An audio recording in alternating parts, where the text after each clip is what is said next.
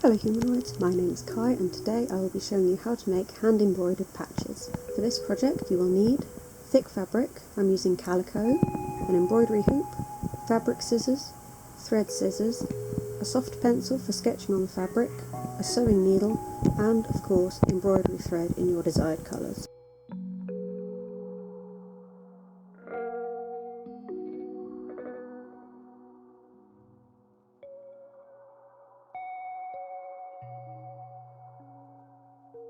The first thing to do is sketch out your design, which would probably be easier before putting the fabric on the hoop, so don't do what I did. Today I am making this design, which is inspired by the game Little Nightmares 2.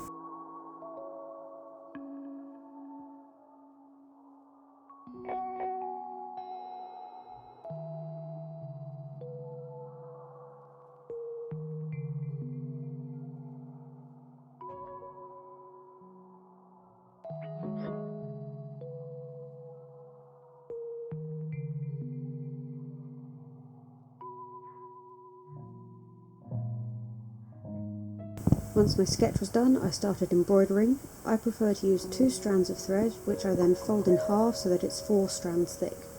I find that 4 is a good thickness to cover the area solidly without being too awkward to pull through the fabric. For this patch, I started with the black to fill in the silhouettes of mono and 6.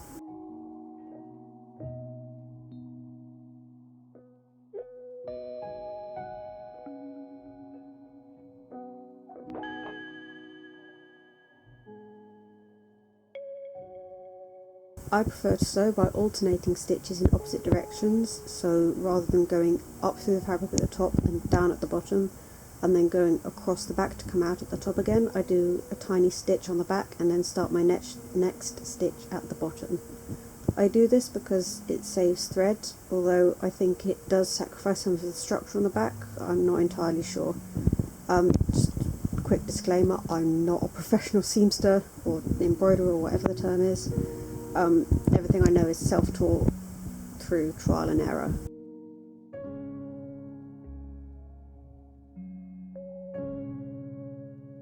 To fill in the silhouettes, I made the stitches different lengths and overlapping irregularly to give it more of a smooth, solid colour, so that the ends of the stitches are less obvious.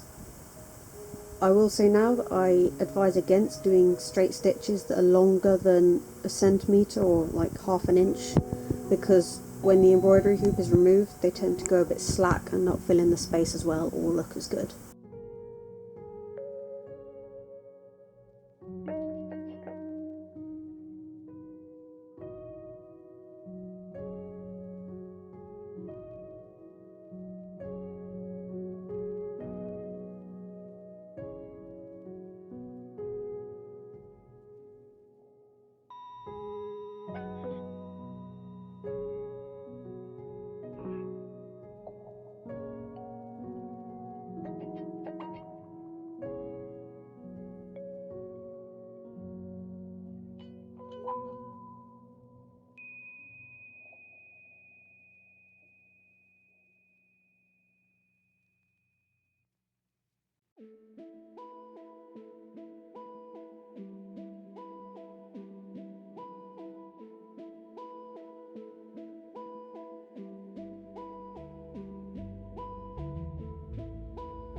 Once the 2 characters were done, I moved on to the tower behind them using dark grey thread. To add contrast, I decided to fill in the tower with plain horizontal satin stitches, which makes it look more like a solid architectural structure compared to the organic shapes of mono and 6.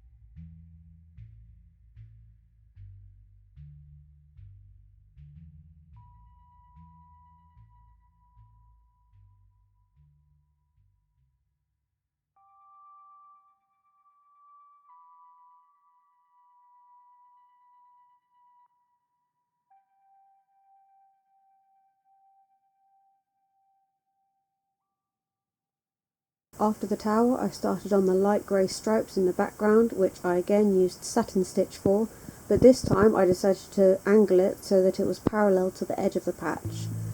When thinking about like composition and stuff, this acts to both like draw the viewer's eye up towards the top of the tower and to show that the signal is radiating out from there.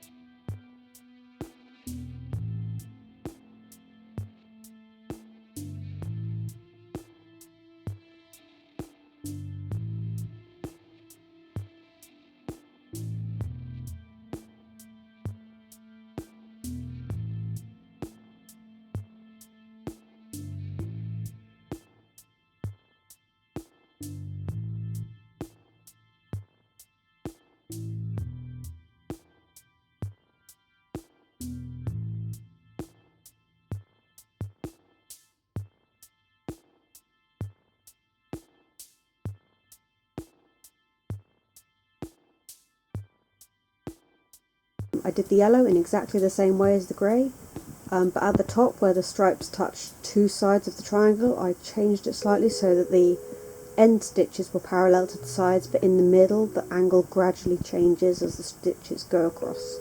I then moved on to the yellow in the centre of the eye, which I filled in by doing longer stitches, the full radius of the circle all the way around, like a sunburst, and then going back and using shorter stitches to fill in the gaps.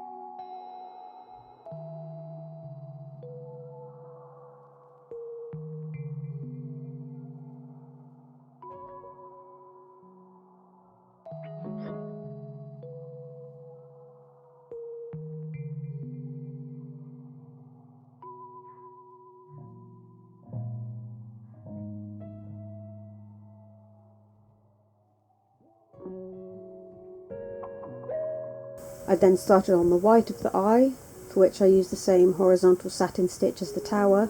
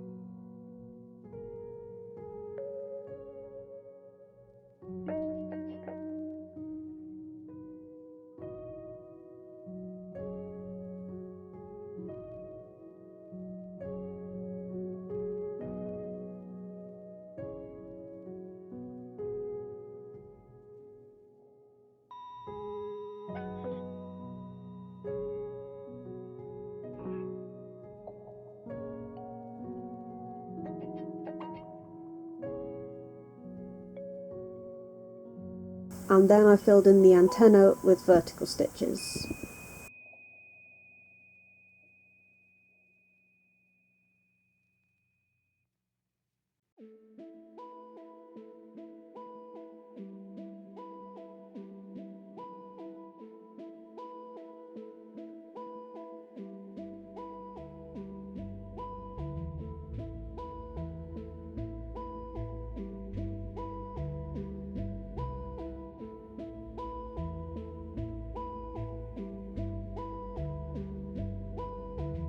For the final details, I also filled in Mono's eyes and the open edge of Six's hood with white. And that's all the embroidery finished for this design.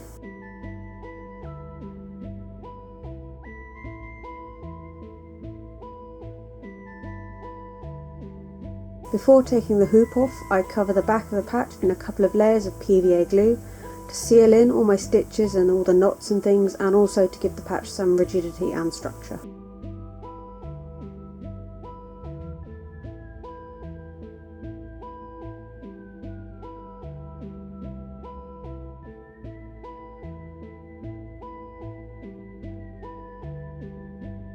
Once the glue has dried, I cut out the patch, leaving about half a centimetre around the design.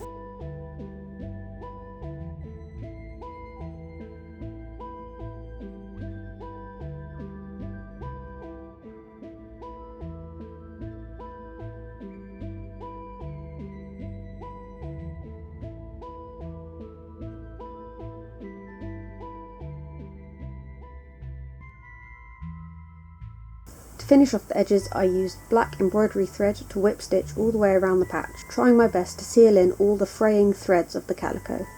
Don't worry if you can't seal in everything though. Once I've finished whip stitching the edges, I use a black Sharpie to colour in the exposed bits of calico, which makes the patch look much more neat and finished.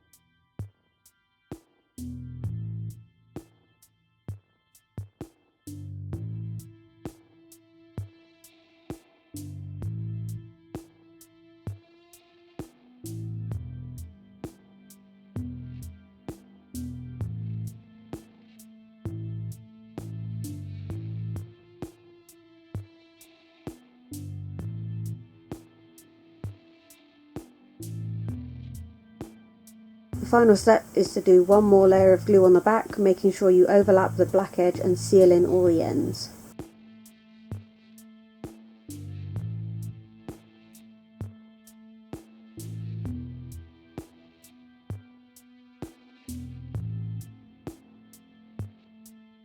And that's the finished patch. I hope you've enjoyed watching and that you've learnt something. If you use this video as a tutorial to make yourself a patch, please tag me on Instagram at blackfromthedead or on Twitter at Drakai.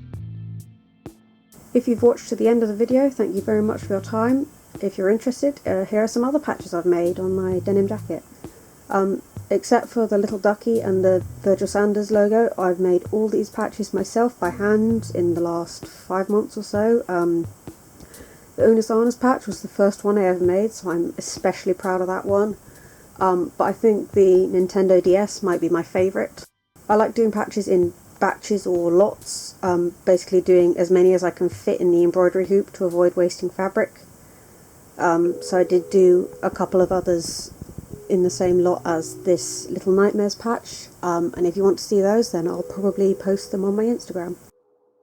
By the way, just to sew them onto my jacket, I just used the same thread as I used for the edge, but like for your strands, and then do little stitches quite close together to just tack down over the border, and make sure that you do stitches at all the corners to stop them peeling up. But that's all from me for now. If you've enjoyed this video or learnt anything from it, please consider leaving a like and subscribe to see more arts, craft and bullet journaling content from me. Thanks again for watching. Bye.